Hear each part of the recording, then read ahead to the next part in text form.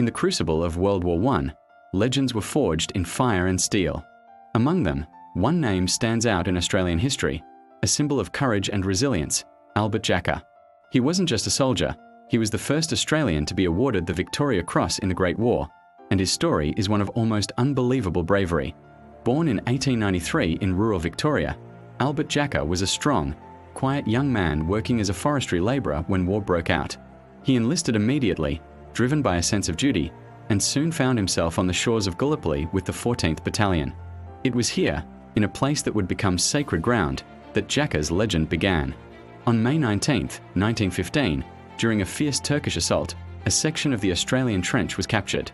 The situation was desperate. While others hesitated, Jacka planned a solo counterattack. He leaped over the parapet, ran along the trench line, and jumped in among the enemy soldiers.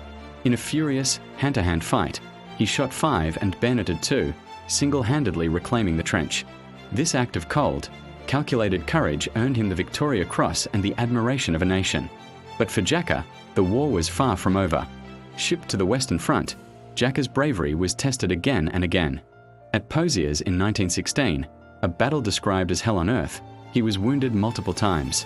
During one intense bombardment, Jacka emerged from a dugout to find many of his men had been killed or buried.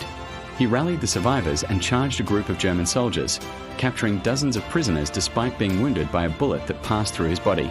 His actions that day were so extraordinary that many believed he deserved a second Victoria Cross. Instead, he was awarded the Military Cross. One officer famously said Jacka had fought like a lion. Then came the First Battle of Bullecourt in 1917.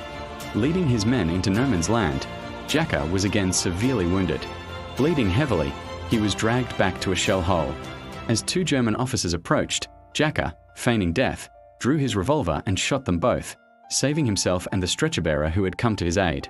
This earned him a bar to his Military Cross. His repeated acts of valor, often in the face of impossible odds, made him an icon. But the war took its toll. Jacka returned to Australia a hero, but a man forever changed by his experiences. He tried his hand at business and politics, becoming the mayor of St Kilda. He was known for his integrity and his dedication to helping returned soldiers. He never fully recovered from his war wounds, and tragically, his health declined rapidly. Albert Jacka passed away in 1932, just days before his 39th birthday. Thousands lined the streets for his funeral, a final tribute to the man who embodied the Anzac spirit. Albert Jacka's story is more than just a list of medals. It's a testament to the incredible strength of the human spirit in the darkest of times. He was a quiet man who performed deeds of thunderous courage, a leader who always put his men first, and a hero who fought for his country and his comrades until his last breath. His legacy reminds us of the true cost of war and the extraordinary character of those who fought it.